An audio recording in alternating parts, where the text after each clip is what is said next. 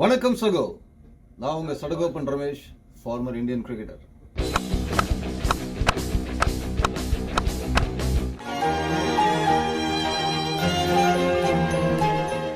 வணக்கம் சகோ, எப்படி இருக்கீங்க? நல்லா இருக்கீங்களா? ரைட், ஃபர்ஸ்ட் மேட்ச் இந்தியா 1-0 கெத்தா வின் பண்ணிட்டாங்க. பங்களாதேஷும் உள்ள கெத்தா தான் வந்தாங்க. பாகிஸ்தான்ல போய் பாகிஸ்தான அவங்க ஊர்ல மண்ணில் சாய்ச்சிட்டு வந்திருக்கோங்க, அதனால ஜாக்கிரதை இந்தியா அப்படின்னு சொன்னாங்க. உடனே ரோஹித் சர்மா, பாகிஸ்தானே நாங்கள் பங்களாதேஷ் மாதிரி தான் ஆகும், நீங்க ஒரிஜினல் பங்களாதேஷ், சும்மா விடுவோமா, இருந்தாலும் வாங்க இப்போ நாங்க யாரும் காமிக்கிறோம்னு சொல்லி இந்தியா வச்சு செஞ்சுட்டாங்க. சூப்பரான ஒரு 1-0 அப்படின்ற ஒரு லீடிங்ல இருக்காங்க இந்தியா. ஓகே, முதல்ல இருந்து வரலாமா? முதல்ல என்ன பாத்தீங்கன்னா, பங்களாதேஷ் டாஸ் வின் பண்ணிட்டு ஃபீல்டிங்னு சொன்னாங்க. சூப்பர். பயங்கர சர்ப்ரைஸுங்க, பயங்கர சர்ப்ரைஸ். ஷாண்டோ வந்து இவ்வளோ இன்எக்ஸ்பீரியன்ஸ் அப்படின்றது நம்மளுக்கு அந்த டாஸ் டேஷன்லேயே நல்லா தெரிஞ்சு போச்சு. அதாவது ரெண்டாவது பிரிச்சு நம்ம பேசுவோம். செப்பாக்கத்திலே இது வரைக்கும் நடந்த டெஸ்ட் மேட்சஸ்ல விசிட்டிங் சைட்ஸ் டாஸ் வின் பண்ணி 2 முறை தான் ஃபீல்டிங் சொல்லியிருக்காங்க. யோசிச்சு பாருங்க, செப்பாக்கோட ஒரு பிரம்மாண்டமான ஒரு ஸ்டேடியம், எத்தனை மேட்சஸ் அங்கே நடந்திருக்கு. அத்தனை மேட்சஸ்லயும் விசிட்டிங் சைட் பெரும்பாலும் இல்லை, 99.99% விசிட்டர்ஸ் வந்து டாஸ் வின் பண்ணாங்கன்னா நாங்க பேட்டிங் அப்படின்னு சொல்லியிருக்காங்க. 2 முறை தான் வேற மாதிரி சொல்லியிருக்காங்க. எங்கன்னு பாத்தீங்கன்னா, ஒரு சின்ன பிளாஷ்பேக். 42 வருஷத்துக்கு முன்னாடி, அதாவது 1982ல இந்தியா வர்சஸ் இங்கிலாந்து டெஸ்ட் மேட்ச்ல இங்கிலாந்து டாஸ் வின் பண்ணி நாங்க ஃபீல்டிங் பண்றோம் அப்படின்னு கெத்தா சொன்னாங்க. ஆனா அட்லீஸ்ட் அந்த மேட்ச் இங்கிலாந்து டிரால முடிஞ்சு. ஆனா 42 வருஷத்துக்கு அப்புறம் ஷாண்டோ அந்த பிளாஷ்பேக்கை பார்த்துட்டு நானும் டாஸ் வின் பண்ணி ஃபீல்டிங் பண்றேன் அப்படின்னு சொன்னாரு. வரலாறு மிக முக்கியம் அமைச்சரே. ஒரே ஒரு டிஃபரன்ஸ் என்னன்னா, 3 நல்ல மேட்ச் கதகந்தல். அவ்வளவுதான், நம்மள முடிச்சு விட்டீங்க போங்க. அதை பத்தி பங்களாதேஷ் கேப்டன் ஷாண்டோ பதில் சொல்லும் போது பாத்தீங்கன்னா, விக்கெட்ல எக்கச்சக்க ஈரப்பதம் இருந்தது, எங்களோட ஃபாஸ்ட் பாலர்ஸ்லாம் கரெக்டா போலிங் போட்டாங்கன்னா இந்தியாவில் ட்ரபிள் பண்ணலாம்னு சொல்லிட்டு தான் நான் டிசைட் பண்ண போலிங்னு சொன்னாரு. ஈரப்பதம் இருந்தது, ரோஹித் சர்மாவும் சொன்னாரு. இன்ஃபேக்ட் இனிஷியலா பாத்தீங்கன்னா ஒரு மாதிரி அந்த லஞ்ச் வரைக்கும் செம்ம போலிங் போட்டாங்க. ஒரு இந்தியா ஒரு இக்கட்டான நிலைமையில தான் இருந்தாங்க. பட் இங்க தான் ஒரு டிஃபரன்ஸ் என்ன பண்ணுவாங்கன்னா, ரொம்ப experience captains or experience sides என்ன பண்ணுவாங்கன்னா, ஒரு 5 நாள் மேட்சை அரை நாள்ல ஒரு விக்கெட் வந்து ஈரப்பதம் இருக்கு அப்படின்னு பேஸ் பண்ணி டிசைட் பண்ண மாட்டாங்க. இது ரொம்ப ரொம்ப முக்கியமான ஒரு விஷயம். நீங்க அந்த ஒரு 20 ஓவர் 25 ஓவர் பல்ல கடிச்சு ஆடி இல்ல விக்கெட்டு போனாலுமே திருப்பி நீங்க ஸ்ட்ராங்கா கம்பேக் பண்ணலாம். நீங்க எப்பவுமே பாத்தீங்கன்னா டெஸ்ட் மேட்ச்ல 2 விஷயம் நான் நிறைய முறை பார்த்திருக்கேன். இந்த திருப்பி பவுன்ஸ் பேக் பண்றது, ஒரு பேட்டிங் சைட் ட்ரபிள்ல இருந்தாங்கன்னா பெஸ்ட் ஃபேஸ் எப்பன்னா அந்த லஞ்ச் டு டீ. காலைல கச்சா முச்சான் சீமா இருந்தெல்லாம் நம்ம பார்த்துருவோம். திடீர்னு பாத்தீங்கன்னா லஞ்ச் டு டீல விக்கெட் வேற மாதிரி இருக்கும். அதற்கு காரணம் பாத்தீங்கன்னா அந்த ஈரப்பதம் குறைய ஆரம்பிச்சிச்சு, வெயில் வெளில வர ஆரம்பிச்சிச்சு அப்படின்ற போது பேட்ஸ்மேன் திருப்பி பவுன்ஸ் பேக் பண்ணுவாங்க. ஸோ பங்களாதேஷோட கேப்டன் என்ன டிசைட் பண்ணிட்டாருன்னா, ஷாண்டோ அந்த லஞ்ச் வரைக்கும் ஃபர்ஸ்ட் 1 ஹவர்ல எப்படி இருக்க போறது விக்கெட்ன்றது மாதிரி கணிச்சு 5 நாளுக்கான திட்டத்தை அந்த 1 மணி நேரத்தையே கோட்டை விட்டாருன்னு தான் நான் சொல்லுவேன். ஷாண்டோ தப்பு பண்ணிட்டு சிங்காரம், தப்பு பண்ணிட்டு. ஏன்னா டைம் அண்ட் அகைன் எவ்வளவு பெரிய அப்பாட்டக்கர் சைட்ஸ் எல்லாம் பார்த்திருக்கோம். அப்பாட்டக்கர் கேப்டன்ஸ் எல்லாம் இந்தியாவுக்கு வந்த போது நிறைய விக்கெட்ஸ்ல ஈரப்பதம் இருந்திருக்கும், இல்லாம இருந்திருக்காது. எத்தனையோ டெஸ்ட் மேட்சஸ் நம்ம இந்தியாவில பார்த்திருக்கோம்.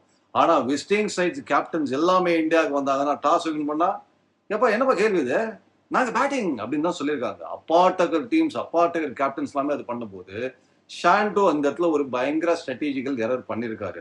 அது ஓரளவுக்கு அவருக்கு கை கொடுத்தது. ஆனா திருப்பி இந்தியா மாதிரி ஒரு ஸ்ட்ராங் சைட்ல என்ன பண்ணுவாங்க, இந்த கண்டிஷன்ஸ் கொஞ்சம் மாறி அந்த ஃபேவரபிள் டு பேட்டிங் வரும்போது பவுன்ஸ் பேக் பண்ணுவாங்க.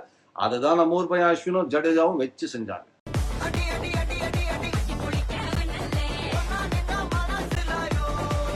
அது தவிர முக்கியமான காரணம் என்ன பாத்தீங்கன்னா, விசிட்டிங் சைட்ஸ் கேப்டன்ஸ்லாம் டாஸ் வின் பண்ணோம்னா நாங்க பேட்டிங் கோ அப்படின்னு அவசரமா சொல்றதுக்கு முக்கியமான காரணம் என்னன்னு பாத்தீங்கன்னா, கடைசி இன்னிங்ஸ், அதாவது டெஸ்ட் மேட்ச்ல 4வது இன்னிங்ஸ் எங்களுக்கு பேட்டிங் வேணாம். ஏன்னா அந்த பக்கம் அஸ்வின், ஜடேஜா அவங்க ஃபர்ஸ்ட் நாள்ல பால் திரும்ப ஆரம்பிச்சா பிரச்சனை பண்ணக்கூடிய ஒரு போலர்ஸ், அதுவும் 4வது இன்னிங்ஸ் வந்தாங்கன்னா வச்சு செஞ்சிருவாங்க அப்படின்னு நிறைய விசிட்டிங் சைட் என்ன பண்ணுவாங்க, டாஸ் வின் பண்ணிட்டு நாங்க பேட்டிங்னு சொல்லுவாங்க. ஏன்னா டைம் அண்ட் அகைன், அதுவும் ஹோம் சீரீஸ்ல நீங்க பாத்தீங்கன்னா ஸ்பின்னர்ஸ்க்கு சாதகமான விக்கெட்ஸ் தான் இந்தியா ப்ரிப்பேர் பண்ணிருக்காங்க. டைம் அண்ட் அகைன் மெஜாரிட்டி, அதுவும் செப்பாக்கு வரலாறு மிகவும் முக்கியம் அமைச்சரே அப்படின்னு ஷாண்டோ படிச்சிருந்தாருன்னா நல்லாவே தெரியும் எல்லாருக்கும், செப்பாக்ல வந்து ஸ்பின்னர்ஸோட கோட்டை அப்படின்னு சொல்லிட்டு. ஸோ அந்த இடத்துல ஸ்பின்னர்ஸ் கோட்டையை மனசுல வச்சுக்காம கோட்டை போட்டாரு ஷாண்டோ. எதுக்கு ஃபீல்டிங் அப்படின்றது இப்போ அவரோட மைண்ட் வாய்ஸ். பட் எனக்கு என்ன ஒரு ஆச்சரியமான விஷயம்னா, இது வந்து ஷாண்டோ வந்து ஒரு இன்எக்ஸ்பீரியன்ஸ் கேப்டன்.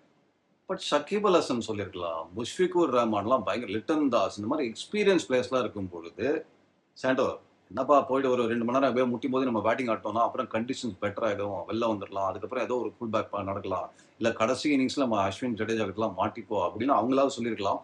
இல்ல பாவம் சின்ன பையன் அவனே கத்துக்கிட்டு விட்டாங்களா என்னன்னு தெரியாது. மச்சான் உனக்கு நேரமே சரியில்லடா. நேரெல்லாம் நல்லா தான் இருக்குது, சேர்க்க சரியில்லடா. ஆனா அது ஒரு குரூஷியல் எரரா மாறிடுச்சு இந்த மேட்சை பொறுத்த வரைக்கும்.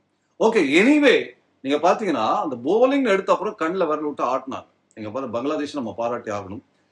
டெஃபினட்டா இனிஷியலா லஞ்ச் வரைக்கும் ஒரு அப்படியே பீதியை கலப்புற மாதிரி தான் ஒரு போலிங் பயங்கரமா போட்டாங்க. டைம் இறங்கி ரோஹித் சர்மா ஒரு குறைவான ஸ்கோர்ல விக்கெட் எடுத்தாங்க, விராட் கோலி குறைவான ஸ்கோர்ல விக்கெட் எடுத்தாங்க. அப்படின்ற போது இந்தியா ஒரு செம பிரஷர்ல வந்தாங்க. கண்டிப்பா ஹசன் மஹமூத் ரொம்ப நல்லா போலிங் போட்டாரு பங்களாதேஷ். நீங்க பாத்தீங்கன்னா உள்ளே வெளியே ஒரு மாதிரி மீடியம் பேஸ், பட் நல்ல சூப்பரா பால மூவ் பண்ணாரு. மாய்ஸ்டரை அழகா யூஸ் பண்ணாரு ஹசன் மஹமூத். ஒரு பக்கம் யசஸ்வி ஜெய்ஸ்வால் அட்டகாசமான ஒரு குரூஷியல் 50 ஆடி கொடுத்தாரு. பட் ஒரு கட்டத்துல இந்தியா பாத்தீங்கன்னா 144 for 6. இந்த இடத்துல தான் ஒரு மாதிரி கேட் அந்த வால். இன்னொரு விக்கெட் விழுந்திருந்தா பங்களாதேஷ் பயங்கர ஆணித்தரமா கேம்குள்ள வந்திருப்பாங்க. ஆனா அங்கதான் நம்ம பயப்படலங்க. ஜடேஜா, அதாவது ஒருத்தர் வந்து பிறந்த மண்ணு அப்படின்னு சொன்னா அஸ்வினை, இன்னொருத்தர் புகுந்த மண்ணு. ஏப்பா நீயும் இந்த ஊரை சேர்ந்தவன், நானும் இந்த ஊரை சேர்ந்தவன் தான், எத்தனை மேட்ச் சிஎஸ்கேக்கு ஆடி இருக்குன்னு சொல்லிட்டு 2 காம்பினேஷனும் ஒண்ணு சேர்ந்தாங்க. அங்கதான் மேட்ச் பங்களாதேஷை விட்டு எங்கேயோ போச்சு. ஆஃப் சைட்லயே மெயின்டைன் பண்ணு, அடிக்கிறாங்கன்னு தெரியுது இல்ல, எப்படி போட்டாலும் அடிக்கிறான்டா. இங்கதான் ஒரு 200 ரன் பார்ட்னர்ஷிப், அதுவும் கிட்டத்தட்ட 40 ஓவர்ல வந்தது. இந்தியா பண்ண ஒரு நல்ல விஷயம் என்னன்னு பாத்தீங்கன்னா அந்த 370 பிளஸ் 90 ஓவர்ல அடிச்சிட்டாங்க. ஸோ இங்க 2 விஷயம் நடந்திருக்கு. ஒன்னு, கிடுகிடுன்னு நல்ல ஸ்கோருக்கும் போயிட்டாங்க, நிறைய டைமும் இப்ப இருக்கு. அதுதான் பங்களாதேஷ்க்கு மிகப்பெரிய எதிரியா மாறிடுச்சு. ஏன்னா எக்கச்சக்க ரன்னும் கொடுத்துட்டீங்க, இப்ப 4 நாள் மீதி கிரிக்கெட் வேற இருக்குன்ற போது பங்களாதேஷ் ஒரு பயங்கர பிரஷர் வந்துட்டாங்க. அஸ்வின் வேற லெவலுங்க. நீங்க டைம் அகைன் பாத்தீங்கன்னா அந்த பிரஷரை விரும்பக்கூடிய ஒரு கிரிக்கெட்டரா இருந்திருக்காரு. ஐ திங்க் அகைன் அந்த ஆல்ரவுண்டர் அப்ராட்ல நம்ம ஆஸ்திரேலியால போய் ஜெயிச்ச சீட்ஸ் எல்லாமே அஸ்வினோட பேட்டிங் ரொம்ப ரொம்ப குரூஷியலா இருந்தது. அப்படின்ற போது இந்த 2 பேரும் மாத்தி போட்டி போட்டு அவங்க இந்தியாவுக்கு பண்ற பர்ஃபார்மன்ஸ் பார்க்கறது ரொம்ப ரொம்ப அழகா இருக்கு. ஸோ இந்த கட்டத்துல பங்களாதேஷ் ஒரு பயங்கர பிரஷர்ல வந்தாச்சு. ஸோ பங்களாதேஷ் திருப்பி பேட்டிங் வரும்போதே கொஞ்சம் புஷ்ன்னு தான் வந்தாங்க. ஏன்னா எங்கேயோ இருந்த மேட்ச் எங்கேயோ போயிடுச்சு. 370 அடிச்சிட்டாங்க இந்தியா. அதுவும் நிறைய நாள் வேற நம்ம பேட்டிங் ஆடணும், நல்லா ஆடணும், 2 நாள் பேட்டிங் ஆனதான் அந்த மேட்சை காப்பாற்ற முடியுன்ற ஒரு பிரஷர்ல தான் உள்ள வந்தாங்க பங்களாதேஷ். இந்த டெஸ்ட் கிரிக்கெட் நான் ஏற்கனவே சொல்ற மாதிரி பாத்தீங்கன்னா இந்த நேரம்ன்றது நல்ல சைட்ஸுக்கு மிகப்பெரிய நண்பன், வீக்கர் சைட்ஸுக்கு மிகப்பெரிய எதிரி. ஏன்னா நல்ல சைடுக்கு அப்படியே தடிக்கு வந்தாங்க, எழுந்து ஓடுறதுக்கான அவகாசம் கிடைச்சா போதும், அவங்க எழுந்து ஓட ஆரம்பிச்சிருவாங்க. பட் வீக்கர் சைட்ஸுக்கு நீங்க அந்த அவகாசம் எவ்வளோக்கு எவ்வளோ ஜாஸ்தி இருக்கோ அவ்வளோக்கு எவ்வளோ நல்ல கிரிக்கெட்டை, அதுவும் அகெயின்ஸ்ட் குட் சைட் போராடி ஆடணும்ன்றது ஒரு மிகப்பெரிய சவால்.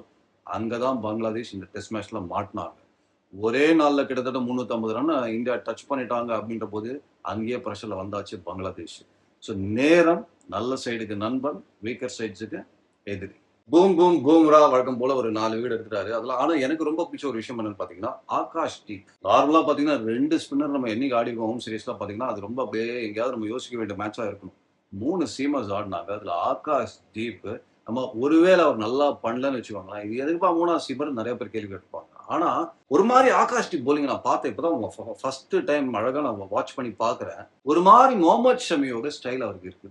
முகமது ஷமியோட வேகம் இல்லை, ஆனா அந்த சீம் பொசிஷன், அந்த ரிலீஸ் எல்லாம் பாத்தீங்கன்னா மேபி அவர் முகமது ஷமி கிட்ட இன்ஸ்பிரேஷன் எடுக்கிறாரான்னு எனக்கு தெரியல.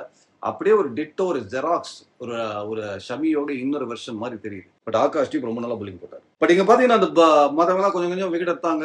அஸ்வின் அந்த ஃபர்ஸ்ட் இன்னிங்ஸ் எல்லாம் மொத்தமா நான் செகண்ட் இன்னிங்ஸ் எடுத்துதான் விட்டாரு போல இருக்கு. அங்கே ஃபர்ஸ்ட் இன்னிங்ஸ் அவர் விக்கெட் ஓடல. சாண்டோ சொன்னாரு ஈரப்பதம் இருக்கு, அதன் காரணமாக நாங்க போலிங் போட்டோம் அப்படின்னு சொல்லிட்டு. பட் ஈரப்பதம் இருக்கு, அதன் காரணமாக நாங்க எதுக்கு போய் பும்ராவை பேட்டிங் ஆடணும்? அது ஈரப்பதத்துல அவர் நார்மலா போட்டாலே பாம்பு மாதிரிதான் பந்து வரும். இந்த மாதிரி ஒரு மாய்ஸ்டர் விக்கெட்ல கொடுத்தீங்கன்னா எங்கேயே ஆடுது அப்படின்னு யோசிச்சாரு. ஆனா பும்ரா என்னன்னா நீங்க ஒண்ணு தெரிஞ்சுக்கணும், அவர் ஈரப்பதெல்லாம் தேவையே கிடையாது. மனசுல கொஞ்சம் கூட ஈரம் இல்லாம போடுற ஒரு எக்ஸ்ட்ராடனரி போலர் தான் பும்ரா. கண்ணுக்குள் ஈரம் அது வேர்வை. அவர் நீங்க ஃபர்ஸ்ட் டே ஆடினா, செகண்ட் டே ஆடினா, தேர்ட் டே ஆடினா, பந்து பாம்பு மாதிரிதான் படம் மதித்து வந்து கொத்தும். நீ படிச்ச ஸ்கூல்ல நான் ஹெட் மாஸ்டர்ரா. ஸோ ஃபர்ஸ்ட் இன்னிங்ஸ்ல பங்களாதேஷ் வந்து 150 சொல்லும் போது மேட்ச் எனக்கு முடிஞ்சு போச்சு. அப்புறம் செகண்ட் இன்னிங்ஸ் வந்தாங்க ரிஷப் பண்ட், வெல்கம் பேக். அவரை பத்தி நம்ம பேசணும். டெஸ்ட் கிரிக்கெட்ல நீங்க பாத்தீங்கன்னா ஒரு சூப்பர் கம்பேக் கொடுத்துருக்காரு. வந்தவர் இந்த மேட்ச்லேயே ஒரு செகண்ட் இன்னிங்ஸ்ல ஒரு சூப்பரான ஒரு 100, சுப்மன் கில் அவரும் ஒரு 100. அப்படின்ற போது ஃபார்மாலிட்டிஸ்லாம் முடிச்சிடலாம் அப்படின்னு சொல்லிட்டு ஒரு டிக்ளரேஷன் கொடுத்தாங்க. 287 for 4. பங்களாதேஷ் வரும்போது நீங்க பாத்தீங்கன்னா 515 அடிச்சாதான் வின்னு அப்படின்னு சாண்டோக்கு சொன்ன போது, என்னது 515? கொஞ்சம் தவணை முறையில் நாங்க அடிக்கிற மாதிரி ஏதாவது பண்ண முடியுமா? அதெல்லாம் பண்ண முடியாது கிரிக்கெட்ல. ஆனா அவர் சூப்பரா ஆனாருங்க. தனியா ஒரு கேப்டனா அவர் என்ன பண்ணுமோ அவருடைய வேலையை பண்ணிட்டாரு. இப்ப என்னன்னு நீங்க பாத்தீங்கன்னா ஃபர்ஸ்ட் இன்னிங்ஸ்ல கொஞ்சம் ரெஸ்ட் எடுத்த அஸ்வின் மொத்தமான செகண்ட் இன்னிங்ஸ்ல அழிக்கிறேன்னு சொன்னார் இல்லையா, அப்படியே ரன் த்ரூ பண்ணிட்டாரு. சரி, இப்ப அஸ்வின் என்னெல்லாம் ரெக்கார்ட் பண்ணிருக்காரு நீங்க பாத்தீங்கன்னா ஃபர்ஸ்ட் வந்து 37 முறை 5 விக்கெட் எடுத்து ஷேன் வானோட ரெக்கார்டை ஈக்குவல் பண்ணிருக்காரு. ஷேன் வான் இதுக்கு முன்னாடி பாத்தீங்கன்னா 37 5 விக்கெட். அஸ்வின் வந்து ரிச்சர்ட் ஆட்லில ஒரு ஜாம்பிளிங்கம் பண்ணி 37ல வந்து உட்காந்து ஷேன் வானுக்கு ஈக்குவலா இப்ப உட்காந்துருக்காரு அஸ்வின். இதுக்கு முன்னாடி ஒருத்தர் இருக்காரு, யாரும் பாத்தீங்கன்னா இப்ப முரளிதரனுக்கு பின்னாடி தான் நம்ம ஊர் பையன் அஸ்வின் இருக்காரு. ஆனா முரளிதரனுக்கு பின்னாடியே நிக்கல. ஏன்னா முரளிதரன் எத்தனை 5 விக்கெட் எடுத்திருக்காருன்னு நினைக்கிறீங்க டெஸ்ட் மேட்ச்ல? 67. முரளிதரன் அண்ணே கொஞ்சமாவது மனசாட்சி இருக்கா? எத்தனை பேர் அப்படி சாய்ச்சிருக்கீங்க அப்படின்னு கேட்க தோணுது. இருந்தாலும் எக்ஸ்ட்ராடனரி கிரிக்கெட்டர். ஆனா 67ன்றது ரொம்ப தூரமா இருக்கு. இருந்தாலும் ஷேன் வான் மாதிரி ஒரு போலருக்கு இணையா ஒரு சாதனை பண்ணும்போது அஸ்வின் வேற லெவல். அது தவிர ஒரு இந்தியன் கிரிக்கெட்டரா ஒரு ஓல்டஸ்ட் கிரிக்கெட்டரா 5 விக்கெட் எடுத்திருக்காரு. இதுக்கு முன்னாடி வினு மங்கட் எடுத்திருக்காருன்னு நினைக்கிறேன். இப்ப அஸ்வின் அதை தாண்டி 38 இயர்ஸ் பிளஸ் டேஸ் அப்படின்ற போது ஒரு 5 விக்கெட் எடுத்திருக்காரு இந்தியன் கிரிக்கெட்டரா. சூப்பர் அஸ்வின். அது தவிர அப்பா எனக்கே டயர்ட் ஆகுது. அஸ்வின் இவ்வளோ சாதனை பண்ணீங்கன்னா நான் எங்க தண்ணி குடிச்சு தான் பேசணும் போல இருக்கு. ஓகே, அது தவிர என்னன்னு பாத்தீங்கன்னா 38 வயசு மேல ஒரு கிரிக்கெட்டர் 100 ரன்னும் அடிச்சு 5 விக்கெட்டும் ஒரே டெஸ்ட் மேட்ச்ல பண்ண முதல் வீரரா அஸ்வின் வந்து ஜொலிக்கிறார். வீட்டுக்கு போனா எப்பா இந்த ரெக்கார்டு அங்க வைங்க, அந்த ரெக்கார்டு அங்க வைங்க, என்ன சார் எல்லாம் இடமே இல்லையா வைக்கிறதுக்கு அப்படின்னு கேட்டீங்கன்னா வேற வீடு வாங்கலாமே அப்படின்ற மாதிரி தான் பேசிட்டு இருக்காரு அஸ்வின். இந்த ஊர் என்ன வேலை அப்புறம் எடுக்கலாம்னே. சரி, இந்த தெருவாவது என்ன வேலை வாங்கிக்கலாம்னே. ஐயோ இப்போ நான் எதையாவது வாங்கி ஆகணும் மேடம். எனவே அடுத்த மேட்ச் எங்கன்னு பாத்தீங்கன்னா கான்பூர்ல ஆட போறாங்க.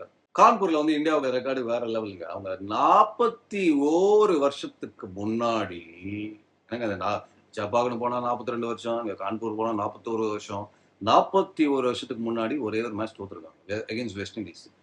அதர்வைஸ் கான்பூர்ல இந்தியா தோத்ததே கிடையாது. அப்படின்றதுனால பங்களாதேஷ் அங்க வருதுன்னு பாத்தீங்கன்னா கைப்புள்ள அப்படின்ற மாதிரி தான் வராங்க பங்களாதேஷ். எனிவே மீண்டும் ஐ திங்க் இந்தியா வந்து WTC நான் ஏற்கனவே சொன்ன மாதிரி கப்பு முக்கியம் பிகில் அப்படின்ற மாதிரி எனக்கு ரொம்ப பிடிச்ச ஒரு கப்பு.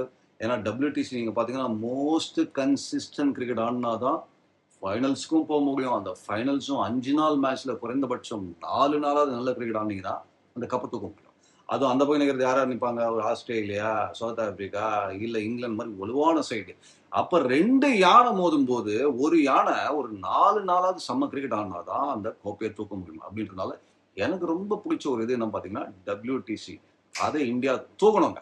எனவே நன்றி சகோ, ஸ்டே டியூன். திருப்பி நம்ம பதிவுகள் போட ஆரம்பிச்சிட்டோம். வணக்கம் சகோ வித் ரமேஷ். சப்ஸ்கிரைப் பண்ணுங்க, ஷேர் பண்ணுங்க, லிங்க் பட்டனை தட்டுங்க. சாரி, பெல் பட்டனை தருமா? ஓகே, பாவம் அவரே கன்ஃபியூஸ் ஆயிட்டாரம்மா. பெல் பட்டனை தட்டுங்க, லிங்கை ஷேர் பண்ணுங்க, எல்லாம் பண்ணிருங்க. Okay, have a nice day சகோ.